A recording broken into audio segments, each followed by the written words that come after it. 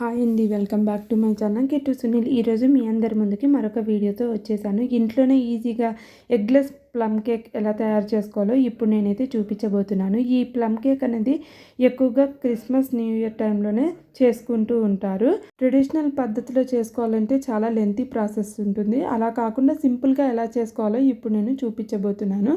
దీనికోసం అయితే ముందు ఒక గిన్నె పెట్టుకొని దాంట్లో 1/3 గ్లాసు ఆరెంజ్ జ్యూస్ అలాగే 1/3 గ్లాసు వాటర్ అనేది యాడ్ చేసుకోవాలి. ఇలాగ ముందుగానే మనము అన్ని రకాల డ్రై ఫ్రూట్స్ అలాగే కిస్మిస్, టూటీ ఫ్రూటీ, క్రాన్బెర్రీస్ అవన్నీ కూడా కట్ చేసుకొని పెట్టుకోవాలి. ఇప్పుడు ఈ గిన్నెలో ఒకదాని తర్వాత ఒకటి మనం కట్ చేసుకున్నవన్నీ నట్స్ ఇందులో యాడ్ చేసుకోవాలి.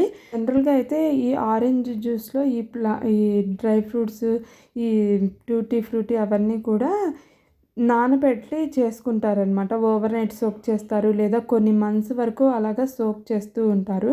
అలా కాకుండా ఇలా సింపుల్ పద్ధతిలో చేసుకోవచ్చు అనమాట. ఈ విధంగా చూసారు కదా, మొత్తం అంతా మెత్తగా అయిపోయాయి, ఉడికిపోయి. ఇక్కడ మనము ఆరెంజ్ జ్యూస్ అవి వేసిన ప్లేస్లోనే ఆల్కహాల్ కావాలనుకుంటే అది కూడా యాడ్ చేసుకోవచ్చు. ఇప్పుడు మనము ఉడికిపోయిన నట్స్ అవి చల్లారేలోగా ఒక బౌల్ తీసుకొని దాంట్లో 1/2 కప్పు ఆయిల్ అలాగే 1/2 కప్పు బ్రౌన్ షుగర్ అనేది నేను యాడ్ చేసుకుంటున్నాను. మీకు బ్రౌన్ షుగర్ నచ్చదనుకుంటే మీరు వైట్ షుగర్ కూడా వేసుకోవచ్చు. ఇప్పుడు ఇవంతా కూడా చక్కగా పంచదార కలిసిపోయేలాగా కలుపుకోవాలి. ఇదంతా కరగడానికి కొంచెం టైం పడుతుంది కాబట్టి ఓపిక్గా మనమైతే ఈ విస్కర్తో కలుపుకుంటూ ఉండాలి. ఇప్పుడు కొంచెం పంచదార అది కరిగిన తర్వాత ఇప్పుడు మనం అందులో 1 కప్పు పెరుగుని అయితే యాడ్ చేసుకోవాలి. ఇప్పుడు ఆ పెరుగంతా కూడా ఆ పంచదార నూనెలో కలిసిపోయేలాగా మొత్తం కలుపుకోవాలి.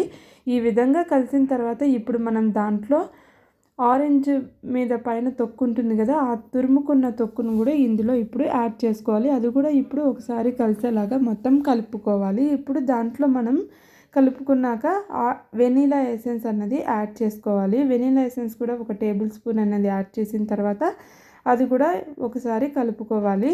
ఇదంతా బాగా కలిసాక మనం ఇప్పుడు డ్రై ఇంగ్రీడియంట్స్ అన్నీ ఇక్కడ యాడ్ చేసుకోబోతున్నాము. నేను దీనికోసం అయితే ఒక 1.5 కప్పు మైదా అయితే తీసుకుంటున్నాను. నేను చేయబోయే క్వాంటిటీకి 1.5 కప్పు మైదా పిండి అయితే కరెక్ట్గా సరిపోతుంది. ఇక్కడ నేను ఇప్పుడు 1.5 కప్పు మైదా పిండిని అయితే యాడ్ చేసుకున్నాను.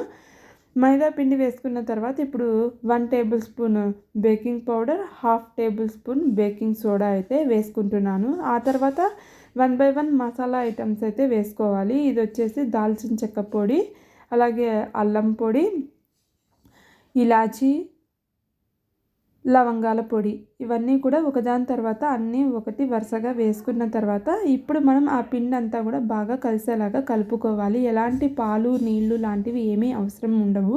కట్ అండ్ ఫోల్డ్ మెథడ్లో ఇలాగ ఒకటే డైరెక్షన్లో పిండి మొత్తం కలిసేలాగా కలుపుకోవాలి. ఈ పిండి అన్నది కొంచెం గట్టిగానే ఉంటుందన్నమాట. కేక్ బ్యాటర్ అన్నది మామూలు రెగ్యులర్ కేకులు అయితే కొంచెం పలుచగా ఉంటాయి, కానీ ఇది గట్టిగా ఉంటుంది. ఈ విధంగా పిండి మొత్తం బాగా కలిసేలాగా కలుపుకున్న తర్వాత అప్పుడు మనము ఇందులో ముందుగా ఉడికించి పెట్టుకున్న డ్రై ఫ్రూట్స్ అవి ఉన్నాయి కదా, ఇప్పుడు అవైతే మనం ఇందులో ఇక్కడ యాడ్ చేసుకోవాలి. మొత్తం అంతా ఒకేసారి యాడ్ చేసుకోకుండా మనం తీసుకున్న క్వాంటిటీకి ముందు ఎన్ని సరిపోతాయో చూసుకొని ఇప్పుడు అవి మనం ఇక్కడ కొంచెం యాడ్ చేసుకోవాలి. అవన్నీ కూడా యాడ్ చేసుకున్న తర్వాత అప్పుడు అదంతా కలుపుకోవాలి. కాసిని ఉంచుకుంటే లాస్ట్లో మనం పైన టాపింగ్స్కి డెకరేషన్కి కూడా పనికొస్తాయి కాబట్టి నేను అందులో కొంచెం తీసి పక్కన పెట్టేసుకున్నాను. ఇప్పుడు ఇదంతా ఒకసారి బాగా కలిసేలాగా కలిపేసుకుంటున్నాను.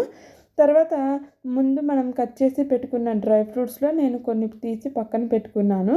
ఇప్పుడు అవి కూడా ఇక్కడ యాడ్ చేసుకోవచ్చు. అప్పుడు మనం తినేటప్పుడు మధ్యలో పంటి కింద అవి కూడా తగులుతూ ఉంటాయి. అందుకని అవి కూడా ఇక్కడ నేను ఇప్పుడు యాడ్ చేస్తున్నాను. జీడిపప్పు, బాదం పప్పు, అలాగే వాల్నట్స్ అవన్నీ కూడా. మీకు టూటీ ఫ్రూటీ, కిస్మిస్ అవి ఇలా వేసినప్పుడు ఆ టేస్ట్ నచ్చదనుకుంటే అది మీరు స్కిప్ చేసేసి మీరు జీడిపప్పు, బాదం పప్పు అవి మాత్రమే యాడ్ చేసుకోవచ్చు. నేనైతే ఇక్కడ అన్నీ కూడా యాడ్ చేశాను. ఇప్పుడు ఇవంతా కూడా బాగా కలిసేలాగా కలుపుకోవాలి.